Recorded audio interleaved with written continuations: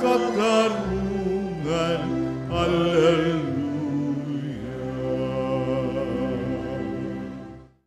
Sumainyo ang Panginoon. At sumaiyo rin. Ang mabuting balita ng Panginoon ayon kay San Mateo. Papuri sa iyo, Panginoon. Noong panahong iyon, sinabi ni Jesus, sa aba ninyo mga iskriba at mga pariseyo, mga mapagpaimbabaw. Ang katulad ninyo'y mga libingang pinaputi, magaganda sa labas, ngunit sa loob ay puno ng kabulukan at buto ng mga patay.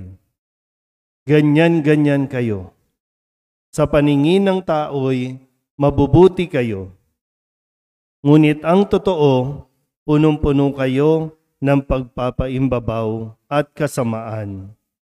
Sa aba ninyo mga iskriba at mga pariseyo, mga mapagpaimbabaw, ipinagtatayo ninyo ng mga libingan ang mga propeta at ginagayakan ang mga puntod ng mga taong namumuhay ng matuwid.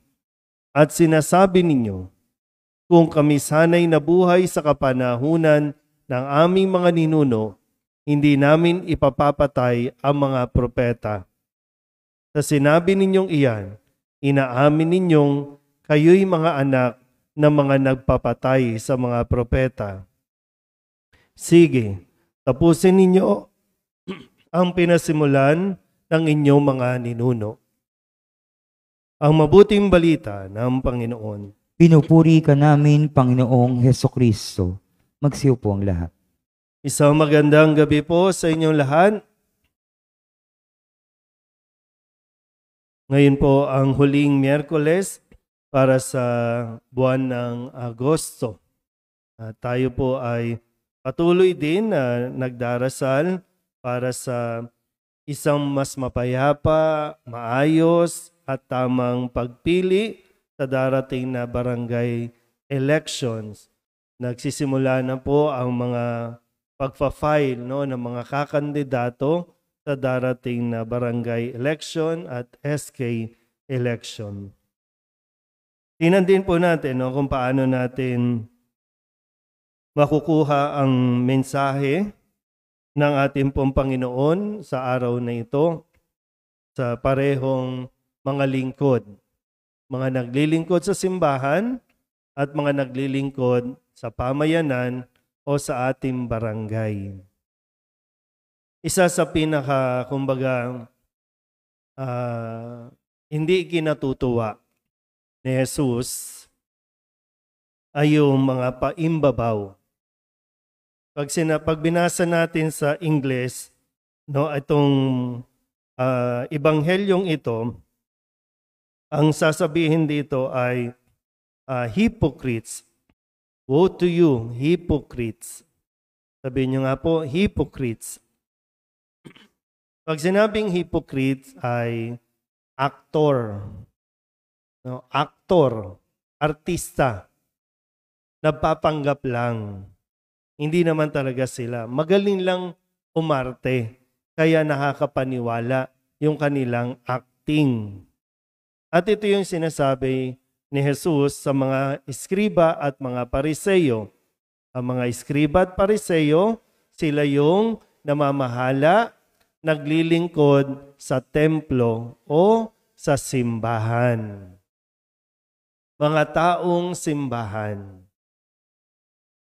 Nasabi nga po dito, ikinumpara ni Jesus itong mga kausap niya. Hindi naman lahat, pero mayroon po mga iskriba at mga pariseyo na naglilingkod sa templo, pero ang sabi dito ni Jesus, katulad kayo ng mga, sa sobrang ninyong pag-arte, sa sobrang ninyong pakitang tao, ang katulad ninyo, para kayong mga libingan, mapuputi, magaganda sa labas, pero yung loob nabubulok.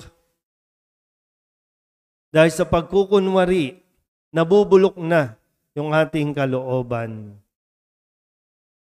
At siyempre, marami po ang apektuhan, marami ang nahahadlangan natin. Mismo mga taong simbahan, ang nagiging harang o hadlang para makalapit ang mga tao sa simbahan o kaya naman makilala nila si Jesus dahil din mismo sa mga mapagpaimbabaw na naglilingkod sa simbahan. Ayaw na Jesus ng mapagkunwari. Kasi kahit anong tago mo, o pwedeng sa paningin ng tao, napakabait mo, banal ka na sa paningin ng tao, pero ikaw din mismo, pag umarap ka sa salamin, ikaw din ang makakasagot. Kung totoo ba ang iyong ipinapakita o umaarte ka lang. Pero sana ganun din no, sa mga gustong maglingkod sa barangay. Sana po ay maging totoo. Marami na pong naglilingkod sa barangay ang plastic, ang nagkukunwari. Kunwari masipag, kunwari mabait. Kapag panahon ng halalan o ng eleksyon. Pero pagkatapos, doon na lumilitaw talaga yung tunay na nasa kalooban nila. Wala talagang paglilingkod na gusto. Ang gusto, honorarium. Sino ang napapabayaan?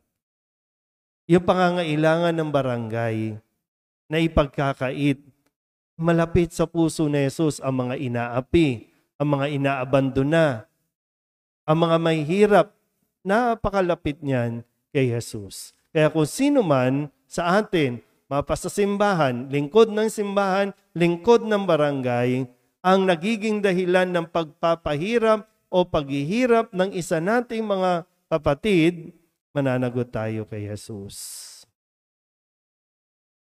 Ang paglilingkod sa simbahan at sa barangay ay tawag ng Diyos. Hindi natin ito karapatan. Ito ay biyaya kasi masarap po sa pakiramdam ang makapaglingkod ka. Masarap sa nagkakaroon ng yung tinatawag natin na may sense of purpose tayo. Nagkakaroon tayo ng sense of fulfillment din doon na nakakapagbahagi tayo ng ating sarili, ng ating talento o galing. At pag pinagsama-sama natin yan, no, mas marami pa sanang tao ang makakapasok ng simbahan. Sana po, no, yung mga nandito na humihiling ng panalangin, sana po wag ninyong makalimutan. No? Ito naman ay hinihingi ninyo sa Diyos. Kung ipagkaloob ito sa inyo ng Diyos, wag ninyo pong sayangin. Maraming tao dito sa ating mga barangay na sakop ng parokya. Maraming nangangailangan. Kaya naman ibigay kung dadami ang mga taong hindi pakitang tao lang ang kanila pong paglilingkod. Kailangan natin ng mga totoo na maglilingkod na may kababaang loob. Amen?